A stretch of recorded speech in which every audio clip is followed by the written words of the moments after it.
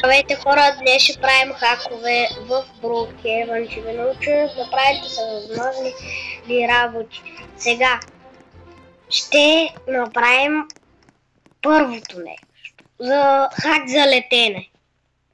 Натискате коментарите и пишете АФК и вече може да летите. Като натиснете и колата и натиснете коня, ако искате да летите по-нависоко, натискате коня да се возите и вече летите по-нависоко и може да скачате и да се движите по-бързо.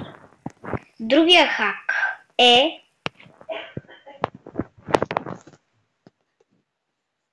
Wolf. Ето.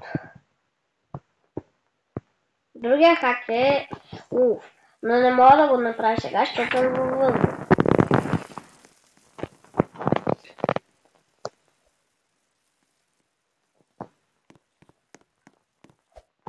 Ето, пак ще го направя.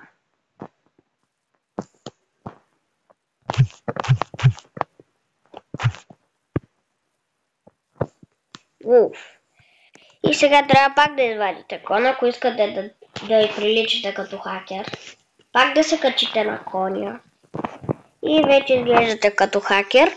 И като искате да е по-разнообразно, взимате една брадва.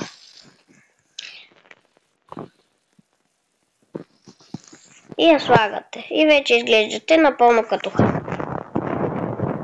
Другия хак е конзол. Ама не, с наклонена де. Е така, наклонена черта. Конзол. И вече може да гледате всички сървъри и може да гледате сегашните сървъри и предишните сървъри. Примерно, така ще изглеждате като хакер. Защото все едно, че боравите нещо и може да сте админ или нещо друго. И последния, не баш хак, бонус едно, скришно място, е скрито тук в планината. Ей така. Трябва просто да обикаляте, ето го скришното място. Никой освен вас ще го знае.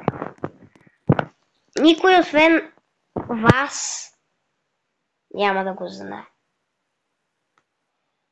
Така. Ако ви беше харесало видеото, цъкнете палчето нагоре, се абонирайте за канала. И от мен, чао!